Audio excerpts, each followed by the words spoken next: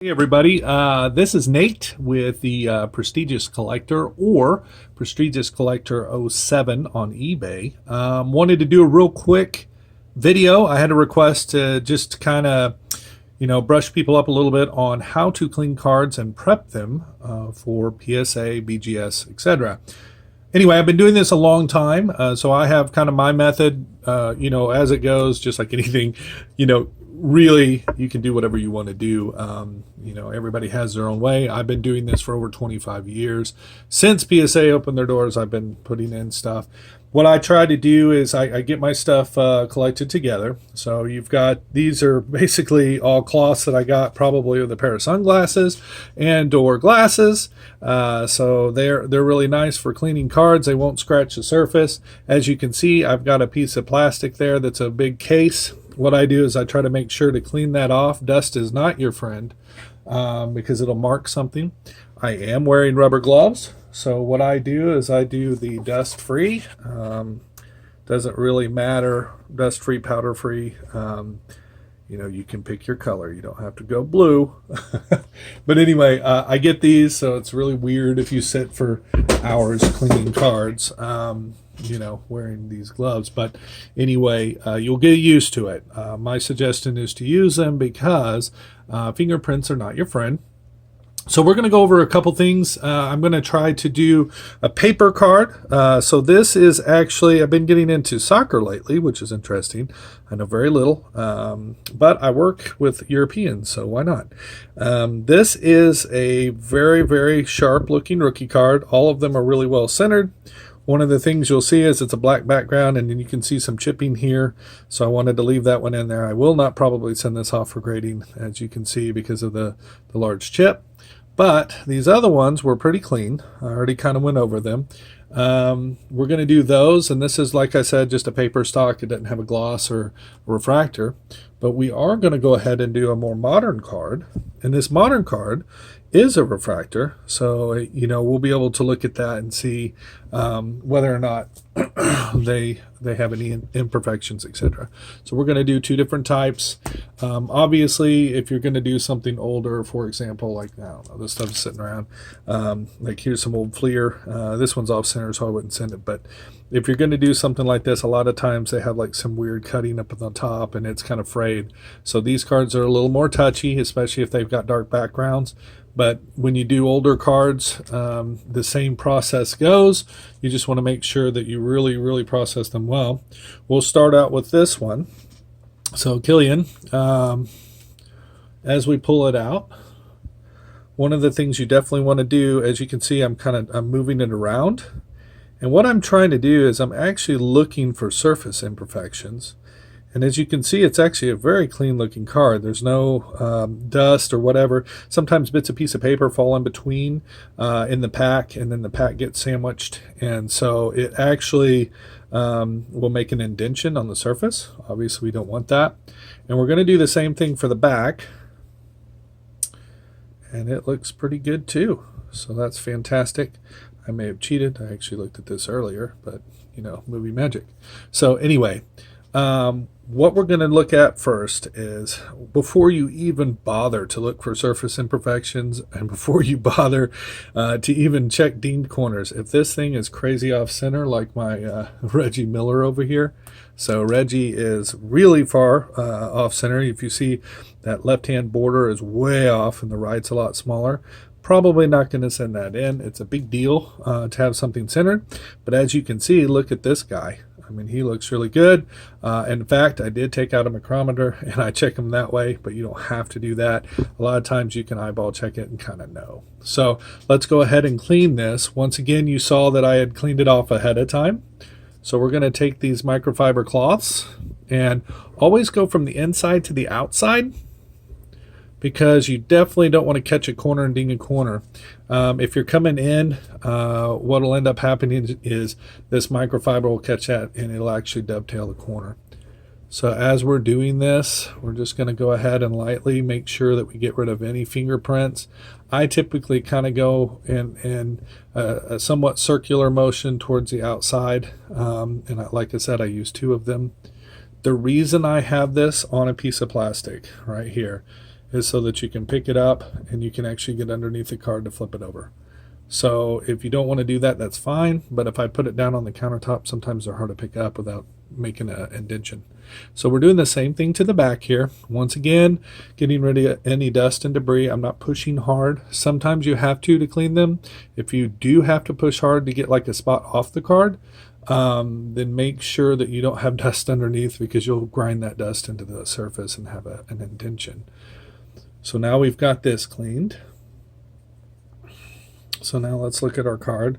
Once again, everything looks nice. We're wearing the gloves so we don't have fingerprints. All right, so now we're ready to sleeve. So you can use anybody you want.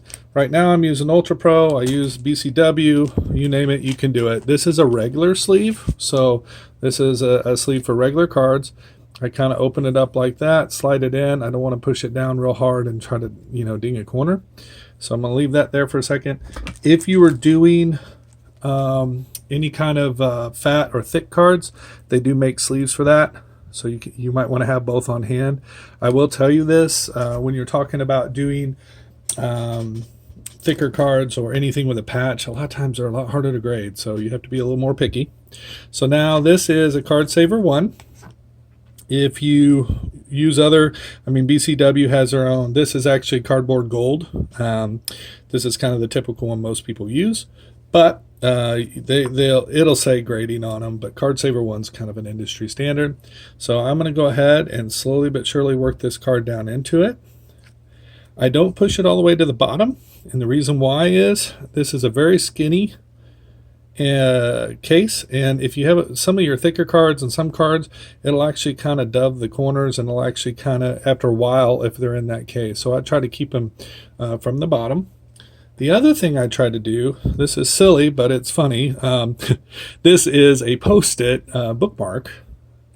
And so what we do is we take the Post-it bookmark. If you pull them off sideways like that, they don't curl up, and it makes it easier to put on. So I'll open the case and I'll slide this behind the card in the middle, and then I'll drop it down. Just push it. See? And now, if you look in the case, the little bookmark is in there, so if a PSA person is coming, he can actually open the case up and pull the card out. Makes it a lot easier for them. I will say this, if you have done some PSA grading, you know what I'm talking about. I have had cards that I sent to PSA in the past that when they pulled the card out, they actually did damage to the card because they were reaching in there with their fingers. So this is one for you, but also if they're doing 100 or 1,000 or thousands of cards over and over and over, I'm sure that this would behoove you to do this, because it allows you to get in their better graces, because I'm sure they appreciate it. So that is that one, and I did another one earlier, so this one has a little fatter one, I don't know. But anyway, so here you go. And I'll do the others later, but let's move on. So now let's talk about newer cards. A little bit different. This one obviously has a refractor surface, so it's a silver. It's a Topps Finest. Okay. So one thing about these is the card stock's obviously a little stiffer than the one that I just used. But you'll have more indentions and stuff like that with the Prism cards, because the little chips of paper sometimes actually get into the surface. So I'm looking at it once again. See, I'm just kind of moving it around. You're probably seeing it a little differently than I am with my naked eye, but what you're looking at is, like, for surface imperfections, that's probably going to buff out. There's one right there. And looking for scratches, anything deep especially. Sometimes there's manufacturing stuff that'll go through. It's okay, especially on the backs. When you're dealing with Prism especially, there's usually print lines going one way or the other, and it's kind of a pain. Now when we're looking at this, you see up top there, see that little indentation right there? That's going to be something we're going to have to deal with. It may or may not make it to where we go ahead and decide not to do this one. But I'll show you how to try to work that. Once again, these are processes that I've come up with over the years, and I've been very successful. It's not something that you have to do. I'm working in circles and kind of working my way out. I do this for chrome a little bit because it keeps you from doing like a big long scratch if you accidentally had some you know, dust or anything. So let's look at that. See how we did. Lightly cleaned it. Still got a little something over there, so I'm going to have to use a little more oomph. Because I'm going to put more pressure, I cleaned it one more time. I'm getting it right here. So I'm actually pushing down a little harder. And once again, kind of going in a circle to try to clean that little bit of debris or whatever it was. Let me see here. Okay. Yeah. Most of it's gone, so it's not too bad. I think the rest of that's going to come off. I'll give it one more try. Don't want to belabor it, but when you're doing this, I'm doing this a little bit slower than what I would normally do to explain it. You'll get to where you'll probably watch a TV show and do this in your sleep. I don't know. So the back, we're going to do a light cleaning. We obviously have to deal with that stuff up at the top. There's also a smudge right about here that I'm going to try to get off. So we'll do this.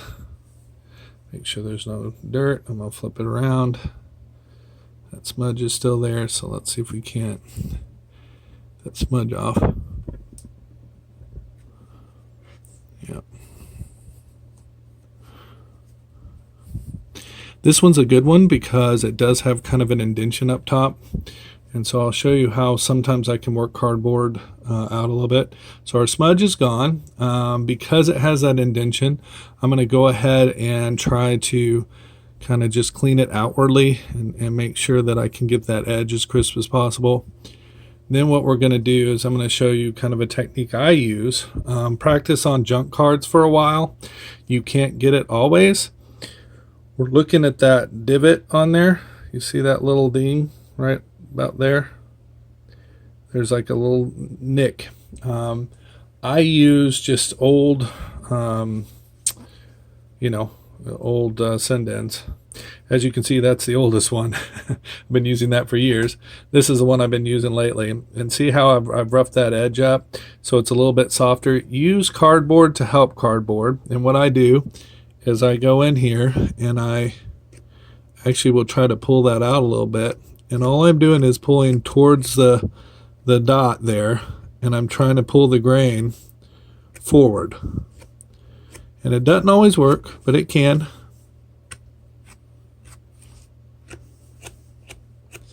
And so you just continue to work it. If you have like a corner that's bad, you can work it out that way. Always, once again, I use cardboard for cardboard. I don't do that with a piece of plastic or anything like that. You're not trying to change the card or anything, but sometimes if it's in a pack, or this one was probably just a piece of paper or something that was in the pack. And then you can help smooth it out by just slowly but surely sliding it up and down. You don't want to chip the edge, but you just work it real soft. So I was able to get it down a little bit. Probably something that would be acceptable. And what you end up having, there's a little bit of dust on there now. But anyway, I'll clean the dust off, and then the surface is a lot better now, as you can see. So with newer cards like this, I tend to not, if it's got a chip, so I still have a little spot there, and I cleaned it up a little bit. It's not as bad now as far as that little chip up there compared to what it was, but you can see it a little bit there.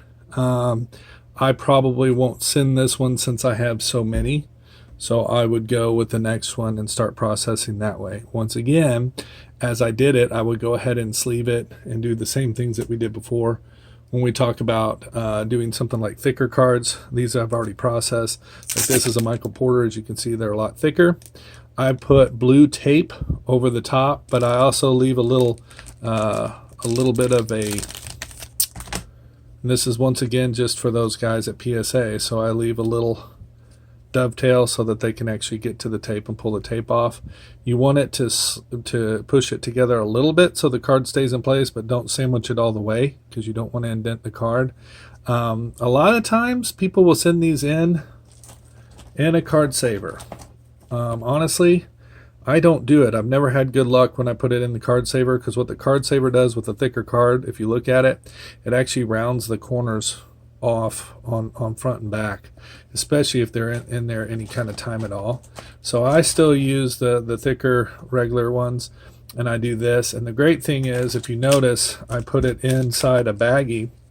The reason I do that is when you're dealing with thicker cards, and as you can see, the top of that case is open. So dust, once again, is not your friend. So I put it in just a team bag or whatever. And especially if you're storing them and you're not ready to grade them. So like this is a Michael Porter that I'm getting ready to send in. So you've got 81, out of 99. It's an autograph. It's got all these things. Well, I don't want dust getting in here, especially with this black surface after I've cleaned it and after I've gotten it ready to go. Because if dust falls down in here and then something sits on it or pushes against it, it'll actually make an indentation after I've already cleaned it. So that's what I do with those. I don't think they get too upset about that. But when you look at some of these, it's the same way. There's another Porter Jr. I'm about to send in.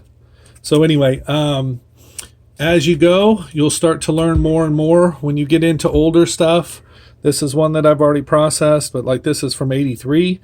And as you can see, it's got a perforated edge. Stuff like that's a little harder to work. So these are ones that, when you get into the older, and this is like, here's a Jeff Gordon. That cardstock is really horrible. I'm probably not going to send that one, but it's still a good one. It's off-centered, but it's a decent card. But that cardstock is super thin, so you got to be really careful and know what you're working with when you're working the card on here. If you're working with a very thin cardstock, you got to be very gentle, especially when you're putting it in. As far as it goes, once again, I just use the old, as you can see, I've roughed this up a little bit. When I'm working a card or I'm trying to work a card, I just work towards the edge, and I'll kind of do that. If you're trying to get a corner right, you can kind of push it a little bit, and it's not, once again, to bend it or anything like that. It's just to kind of get it back the way it was supposed to be. It's not about doing anything shady. It's just about making sure that your card is sharp and perfect as you can. Then when you get done cleaning or straightened in a corner, you might want to go back in and do something like this, clean it out and do something to make sure that it's ready to go. Hopefully this was helpful. So here's what you're going to need. You're going to need the little post-it bookmarks. You're going to need Ultra Pro card sleeves, microfiber. Hit up your grandparents and your friends for all their sunglasses, microfibers. That's what I do. I do have a little bit of a rougher version. This is still microfiber, but if you have a card that has lots of grit on it, this works really well and it still won't scratch the surface. Remember, use gloves. I do a piece of plastic in order to make this a little easier. When you're doing thicker cards, make sure that you also have thick sleeves. So now we have regular sleeves, thick sleeves, and you're going to want your Card Saver 1s. Once again, that's cardboard gold is what they're called, but Card Saver 1, if you type that in, you'll be able to find it. When you sleeve them and when you get them ready to go, they should look something like this. If you really want to do it right, I truly believe this is the way. Like I said, I didn't write the book, but I've been doing this for 25 years. I have very good success with PSA, or have over the years. This makes it easy to pull out. When I am storing them in a box, I typically keep the bags that they come in. And like I said, dust is not your friend. So if I wasn't going to send this in, but I had it processed, I will have it taped down and I'll go ahead and put it back in the box that way so that you can't get dust in the top of them. I'm a little paranoid about it because I had a bunch of them that I had processed at one point in time. Just put it in a box and they were a mess by the time we moved and all the dirt and dust got in them. So anyway, hopefully this was helpful. Once again, I'm Nate with the Prestigious Collector. If you're going to grade things, make sure you do it right. It's a lot of money, guys. So when you're starting to talk about spending the money that you have to spend in order to get these kind of things graded, just do your homework and do it right. Watch my video, watch somebody else's video, take and do the things that you feel like work best for you. Above all, practice, practice, practice. You're going to want to make sure that you don't mess up your good cards, because in the end, what you want is you want them to come back as gem mint 10s. So here's a bunch of the Marshall Fox that I've been working with. But anyway, these are all things that you can do to help get a little bit better grades. These are all things that you can do to make sure that your cards are actually prepped. If you take a card straight out of the pack, it is not necessarily going to grade out. So you may put a fingerprint on it. It may have just a slight imperfection, or it may have some dust that you could wipe off. So do those things, and then hopefully you would get good grades. If you need any other information, feel free to message me below. I'll try to check it. I'm not real great on YouTube in the sense of checking that all the time, but if I do see it, I will absolutely respond. Thank you again for watching this video. Have a great afternoon, evening, and we'll talk to you later.